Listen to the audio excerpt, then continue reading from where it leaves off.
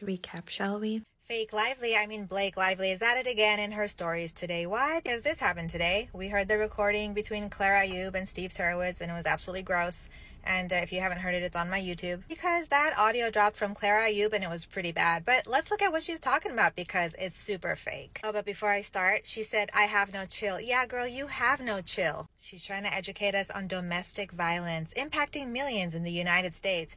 Why weren't you talking about this when It Ends With Us came out at the premiere?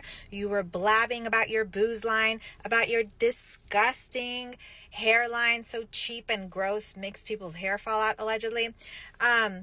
Yeah, why weren't you talking about this? Why were you talking about your shiny boots and your jewelry and your hair and your clothes and your other BS stuff and being all fake lively for us? I don't know if anyone who has endured DV believes you, Blake. And then she goes on to teach us about the different types of abuse. Technology, emotional and verbal, financial. She goes on to tell us gaslighting phrases. She's educating us on gaslighting phrases. And then she wants to use like these charts and graphs. She's getting very intelligent with us about this topic. It's absolutely ridiculous. Once again, she leaves me speechless as she word salads her way through everything and deflects. Oh, and she threw in a little fun with the Hamilton crew. Yeah, she just, attaching herself to something else. Stick it in the SEO because you want your name to come up and be associated with them. And she says every single cast member took her breath away. They're a powerhouse. Yeah, everything you're not, Blake. Did Blake and her attorney Ezra cut out a part of the secret recording between Steve and Claire? Let's listen. There was a point where they were trying to slam the buy fake. He got that done and out. So, basically... Was it Sony or was it public?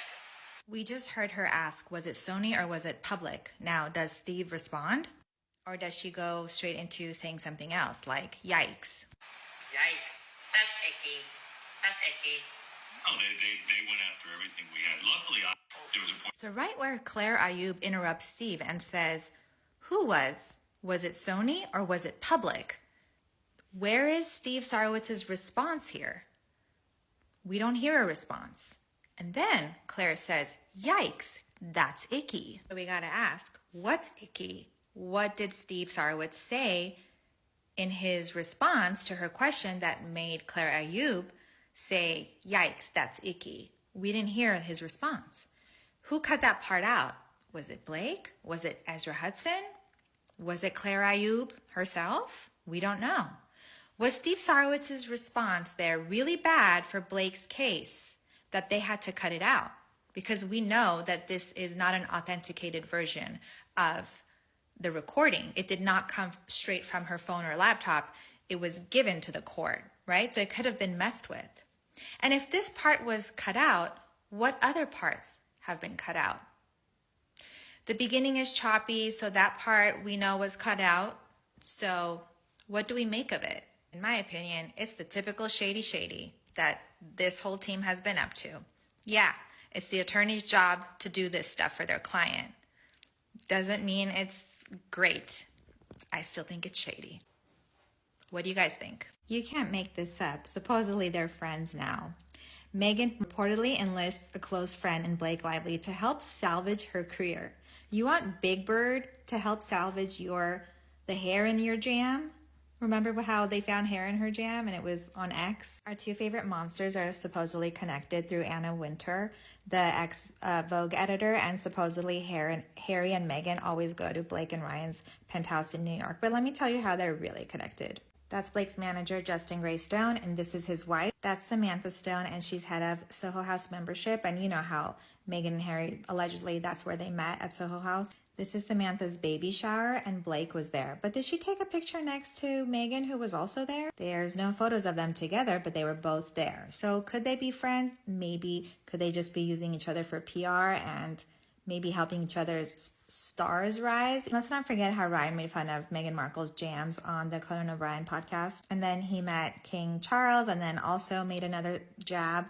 Here's another photo of Big Bird at Samantha Stone's baby shower where Meghan Markle was at. But again, they're not pictured together. So it's just really interesting that this headline would even come up. Are they really friends? Are they not? Are they trying to help each other? It's kind of ridiculous to me.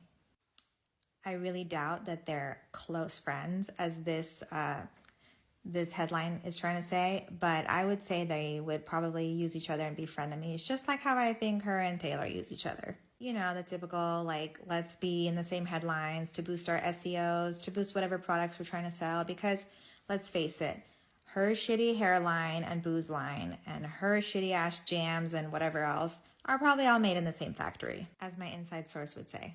And we know that way back when, they used to always compare both of their styles. I mean, I think her style is way better than hers. I think her style is like a Temu version of her style. It's like gasoline meeting fire. Can you imagine being in the same room as these two?